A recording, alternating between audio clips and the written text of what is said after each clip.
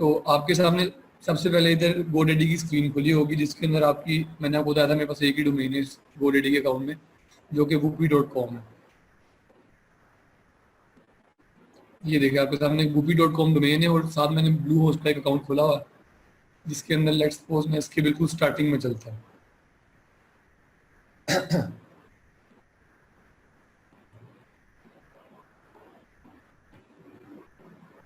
तो ये हमारी होस्टिंग आ गई, ये हमारी डोमेन आ गई GoDaddy पे।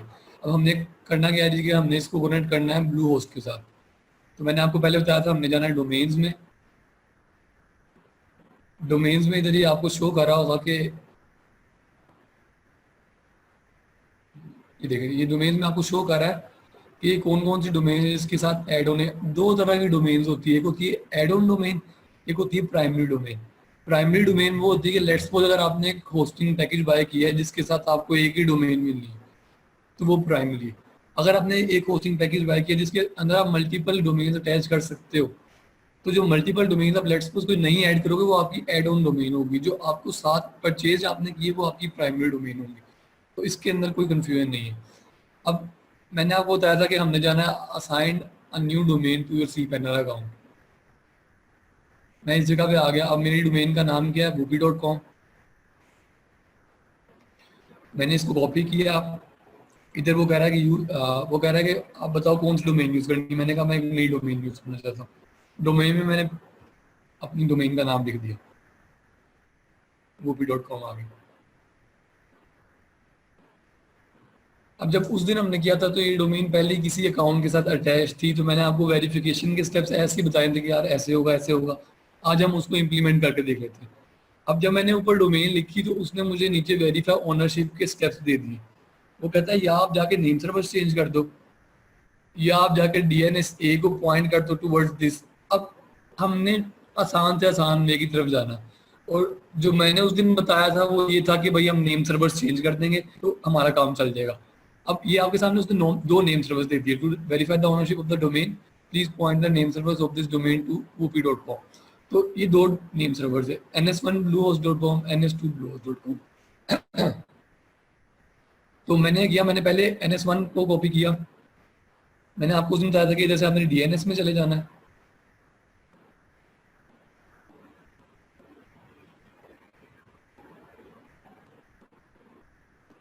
ये इधर से हम DNS में आ गए। तो उस दिन मैंने कहा था कि इधर चेंज की ऑप्शन होती है, उस दिन हमारे पास नहीं थी क्योंकि हमने रिसेंटली मैंने अभी अटैच किया था। मैंने ये किया, मैंने चेंज किया। अब अगर मैं ये जो पहले से इधर नेम सर्वर्स पड़े हुए हैं, ये डिफॉल्ट नेम सर्वर्स हैं। जब आप कोई डोमेन बाय करते हो उसके जो नेम सर्वर्स होते हैं ये वो हैं, लेकिन हमें इसको रीडायरेक्ट करना है टुवर्ड्स द होस्टिंग। तो इधर मैं चेंज करूंगा और डिफॉल्ट की जगह कस्टम कर दूंगा। अब वो मुझसे कह रहा है कि यार आप दो नेम सर्वर्स ऐड करो, कौन से आपको मिले। मैंने फर्स्ट नेम सर्वर में पहला पुट कर दिया, जैसे मैंने दूसरा कॉपी किया, ये दूसरा आ गया। इसको मैं सेव कर देता हूँ। ये अब आपके नेम सर्वर्स रीडायरेक्ट हो गए हैं। अगर मैं इधर रहता हूँ तो मैं इसको रिफ्रेश करता हूँ, तो ये आपका इधर से होगा, domain is currently associated to but an unassigned account. अब इसका इशू क्या है कि मैंने ये पहले एक उसके साथ अटैच की थी। तस्वीर में एक मिनट जरा,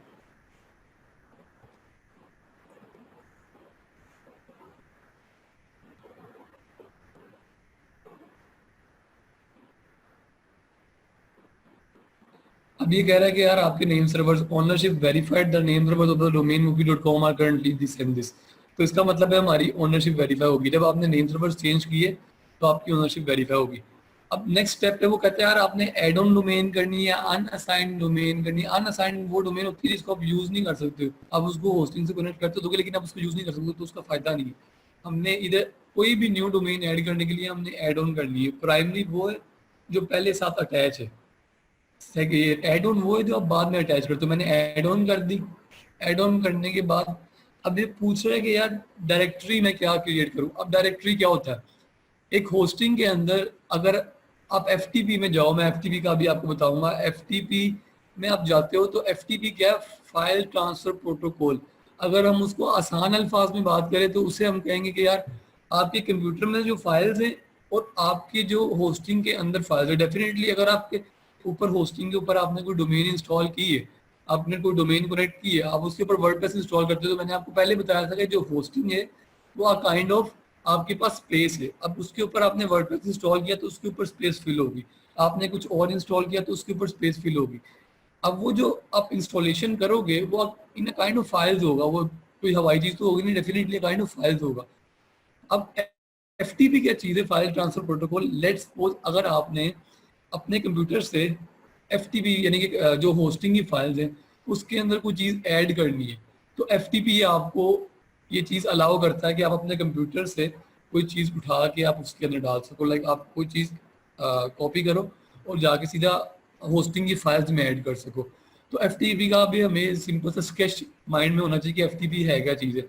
इसके नाम से पता लग रहा है कि फाइल ट्रांसफर प्रोटोकॉल, कंप्यूटर से फाइल उठा के आप इधर ट्रांसफर कर लो, कोई चीज़ ओपन कर लो, अपलोड कर लो, कोई चीज़ डिलीट कर दो होस्टिंग की फाइल्स के अंदर। लेकिन मैं आपको ये प्रेफर करता हूँ कि आप एफटीपी के साथ कुछ ना ही करो तो बेहतर है। होता क्या है कि मोस्टली लोगों को पता नहीं होता कि एफटीपी क्या चीज़ है, वो ओपन कर लेते थे गलती से, कोई भी चीज़ डिलीट हो गई तो आपकी जो वेबसाइट है वो अफेक्ट होती है। अब इधर डायरेक्टरी क्या, पब्लिक एचटीएमएल वो होती है कि जो आपकी होस्टिंग की जो मेन फाइल है जिसके अंदर आपकी सारी की सारी फाइल्स जाएंगी। लाइक लेट्स सपोज अगर मैंने 10 डोमेन्स ऐड किए हैं और मैं 10 डोमेन की डायरेक्टली आगे लेट्स सपोज पब्लिक एचटीएमएल के बाद इधर वूपी लिखा हुआ है। अब मैंने लेट्स सपोज उसामा की डोमेन क्रिएट की, मैंने उसको ऐड किया। अब मैंने पब्लिक एचटीएमएल के बाद जब उसामा लिख दिया तो होगा क्या, पब्लिक एचटीएमएल वो मेन रूट डायरेक्टरी है जिसके अंदर सारी की सारी सब डोमेन्स ऐड होती जाएंगी, सारी की सारी सॉरी डोमेन्स ऐड होती जाएंगी। अभी हम मैं आपको दिखाऊंगा अभी इसको। तो ये मेरे पास मैंने इसे डायरेक्टरी को वूपी कह दिया। लेट्स सपोज अगर मैं इसे एम्प्टी रहने देता तो भी कोई इशू नहीं था, इसका हमें कोई हेडेक नहीं है, सिंपली बस काइंड ऑफ आपका फोल्डर बन गया पोस्टिंग की फाइल्स के अंदर। लेकिन ये वो चीज़ है जिसके अंदर आपको इतना कोई पजल होने की जरूरत नहीं है, इसका हमें यूज पड़ेगा ही नहीं। मैं अगर आपको बताऊं, आपको जब आपके पास जब क्लाइंट आएगा वो जहाँ से आपको ये कहेगा यार ये होस्टिंग है, ये डोमेन है, इसको कनेक्ट कर, अब आपकी आगे मर्जी है। आपने वर्डप्रेस पे वेबसाइट बनानी है तो आपका काम है आपने कनेक्ट करना है, कनेक्ट करके वर्डप्रेस इंस्टॉल करना है। एफटीपी का यूज हमें पड़ता ही नहीं। चलो तो अब मैंने इधर वॉइस इशू आ रहा है, किसको वॉइस क्लियर नहीं है?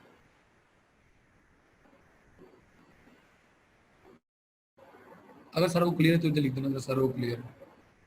ठीक है चलो, ज़्यादातर बच्चे कह रहे हैं ठीक है। तो इधर मैंने अपने पब्लिक एचटीएमएल के बाद मैंने इस फोल्डर में अपनी वो लिख दी। और अभी हमें सब डोमेन नहीं बनानी है। सब डोमेन मैंने आपको उस दिन बताया था कि सब डोमेन होता क्या है। तो लेट्स सपोज अगर आपके पास एक क्लाइंट आता है, वो कहता है यार मेरे पास एट द मोमेंट डोमेन और होस्टिंग नहीं है और मैं चाहता हूँ कि यार आप अपनी डोमेन पे बना दो और फिर बाद में आप अपनी जो डोमेन से फाइल्स हैं वो ट्रांसफर कर देना टुवर्ड्स माय अकाउंट। लेकिन अब मैंने आपको बताया था कि हर बार आप नई डोमेन तो खरीदोगे नहीं, आपके पास इंशाल्लाह 100 क्लाइंट्स आता है तो 100 की 100 डोमेन आप खरीदोगे नहीं। तो हम सब डोमेन बनाते हैं। लेकिन अभी हम डोमेन एड ऑन करवाए तो हमें सब डोमेन की जरूरत नहीं है, मैंने इसलिए सब डोमेन का इधर से फोल्डर खत्म कर दिया। मैंने असाइन दिस डोमेन पे क्लिक कर दिया।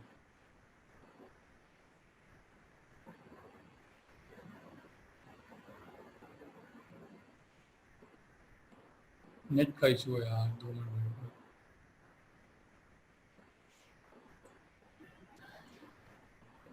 कि जो लोग न्यूबीज हैं उनके लिए थोड़ा सा एडवांस लेवल होगा क्योंकि उन्होंने रिकॉर्डिंग नहीं वॉच की होगी। ठीक है, तो आपको रिकॉर्डिंग ऑलरेडी शेयर या लेक्चर नंबर 1 की, तो उसको जरूर देख लीजिएगा इस स्टेप को कंप्लीट करने से पहले। सर 2 मिनट दे बस, नेट का इशू जरा। एक तो इधर रहते हुए जितना मर्जी अच्छा नेट करवा लो इशू रहता है। पाकिस्तान में रहना है तो ये सब तो सहना है। सर मैंने तंग आके कनेक्शन 20 MB का करवा लिया, लेकिन फिर वही रोले फिर रोज के रोज।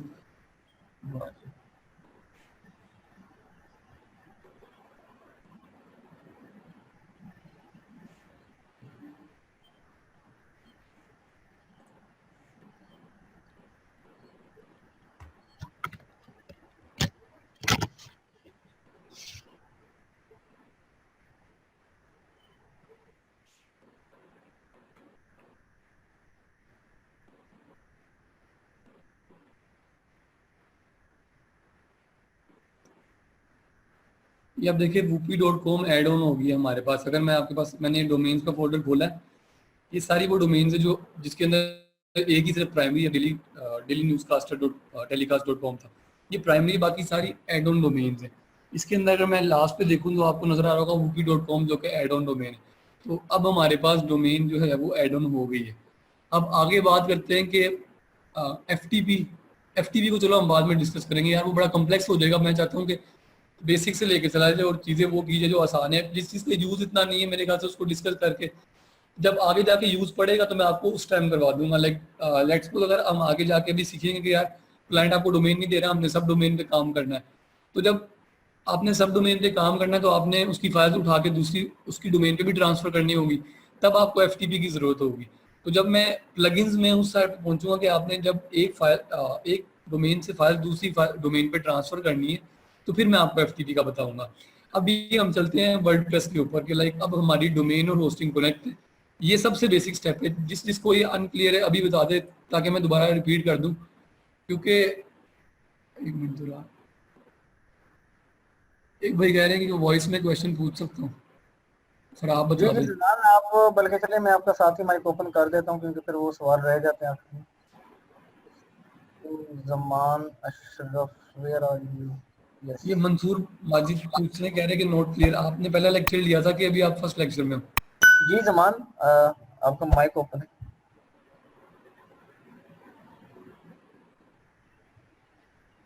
जमान, वॉइस आ रही है आपको?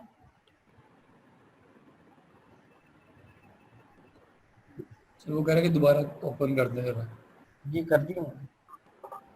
अस्सलाम वालेकुम वालेकुम अस्सलाम। सर, क्या हाल चाल है? अल्हम्दुलिल्लाह। आपने अल्हम्दुलिल्लाह। सर मेरे ना पूछना था कि फॉर एग्जांपल अगर हमसे क्लाइंट कांटेक्ट करता है और कहता है कि भाई डोमेन भी आपने परचेज करनी है और होस्टिंग परचेज करनी है, तो जितने भी क्लाइंट आएंगे हम उनके मतलब जब भी हम परचेज करेंगे उनकी डोमेन और होस्टिंग, तो अलग से क्या एक न्यू ईमेल एड्रेस बनाना पड़ेगा कि एक ही अकाउंट से सब कुछ हैंडल हो जाएगा? ये क्वेश्चन था यार मेरा। सबसे पहली प्रेफरेंस ये कि आप क्लाइंट को खुद जाके परचेज करें। लेट्स सपोज अगर आपका पाकिस्तान में क्लाइंट है, फिर तो कोई इशू नहीं है। लाइक हमारे पास इत्फाक ग्रुप का हमारे पास वेबसाइट है और एसईओ है, तो उन्होंने हमसे कहा था कि यार आप ही परचेज करो, आप ही होस्टिंग करो, जो भी करना आप करो। तो अगर इस तरह की पाकिस्तान में फिर तो इशू नहीं है। लेकिन फिर होता क्या है कि आप एक साल की डोमेन खरीदते हो, आप एक साल की होस्टिंग खरीदते हो। अब लेट्स सपोज अगर आपका साल गुजर गया, आपकी होस्टिंग एक्सपायर हो जाएगी, आपको रिन्यू करनी होगी, तो फिर आप उधर उस क्लाइंट के पीछे किस तरह आप उसको कॉन्टेक्ट करोगे भाई कि मुझे पे करे, क्योंकि आपके अकाउंट पे ऑटोमेटिकली रिन्यूअल हो जाएगा।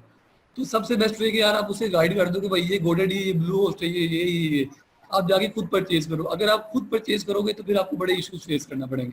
पाकिस्तान की अगर लेट्स सपोज आपके पास कोई लोकल ब्रांड आ जाता है, तो फिर आप होस्टिंग और डोमेन परचेज कर दो, नो इशू। अगर इवन आप यार होस्टिंग सेल कर सकते हो, आपकी होस्टिंग अच्छी है, आपके पास लेट्स सपोज उसके ऊपर आप मल्टीपल डोमेन ऐड कर सकते हो। आपने कहा है जी कि यार लोगों को मैं होस्टिंग प्रोवाइड कर देता हूँ, आपको 2000 पर ईयर में मैं होस्टिंग प्रोवाइड कर देता हूँ। आपने 17,000 की लेट्स सपोज खरीदी है, आपने 15 बंदों को 2000 रुपये दे दिए।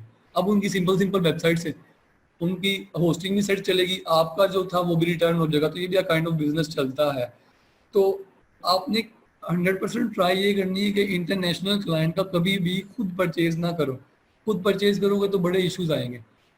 बेस्ट तरीका ये है कि उसे गाइड कर दो कि भाई ये गोडेडी, ये ब्लू होस्ट है, ये नेम चीप है।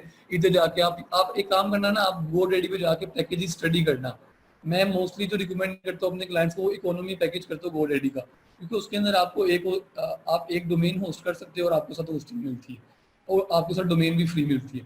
तो लेट्स सपोज अगर एक क्लाइंट का सिंपल बिजनेस है, उसने कोई बहुत उसको ट्रैफिक उसकी नहीं है, उसको सिर्फ अपने काइंड ऑफ ब्रांड अवेयरनेस दिखानी है, ब्रांड आपको उसने एस्टेब्लिश करवाना है, तो मेरे ख्याल से बेस्ट है कि आप उसको जाकर सिंपल इकोनॉमी पैकेज का बता दो, जो कि $2.99 पर मंथ। खुद नहीं करना है ये, इसको आपको ये इसको जहन में रख लो कि आपने कभी भी खुद परचेज नहीं करके दी। जी चलिए गुड हो। हाँ जी। बाकी सर मैं कंटिन्यू करूँ। एफटीपी का एक भाई कह रहे क्लियर नहीं है यार। एफटीपी आसान अल्फाज में सिर्फ आपके कंप्यूटर से फाइल्स अपलोड करने हैं होस्टिंग के अंदर। एफटीपी उसलिए यूज होता है, लेकिन अभी हम उसको डिस्कस नहीं करेंगे, वो कम्प्लेक्स हो जाएगा। हम आगे जाके डिस्कस करेंगे जब हम अपनी एडवांस ट्रेनिंग में जाएंगे, तब हम आपके साथ डिस्कस करेंगे कि यार एफटीपी, मैं आपको इवन ओपन करके दिखाऊंगा कि एफटीपी क्या चीज़ है। फाइलजिला के थ्रू यार, ये फाइलजिला जो है वो यूज होता है, लेकिन मैं फाइलज़िला यूज नहीं करता हूँ, मैं जाके सी पैनल के थ्रू लॉगिन हो जाता हूँ, सी पैनल के थ्रू मैं एफटीपी में रहता हूँ। लेकिन अभी इस तरह क्वेश्चंस ना करो, क्योंकि काफी बच्चे जो है वो बिल्कुल इनिशियल स्टेज पे, इवन जिनको डोमेन होस्टिंग का भी नहीं पता, तो आप बिल्कुल इनिशियल स्टेज पे हो, तो अभी इस तरह क्वेश्चन करोगे तो फिर मसला हो जाएगा। मैं आगे जाके, मैंने आपको बताया, मैं आपको इंशाल्लाह क्लियर करके दूंगा, कोई चीज़ इंशाल्लाह हम छोड़ेंगे नहीं।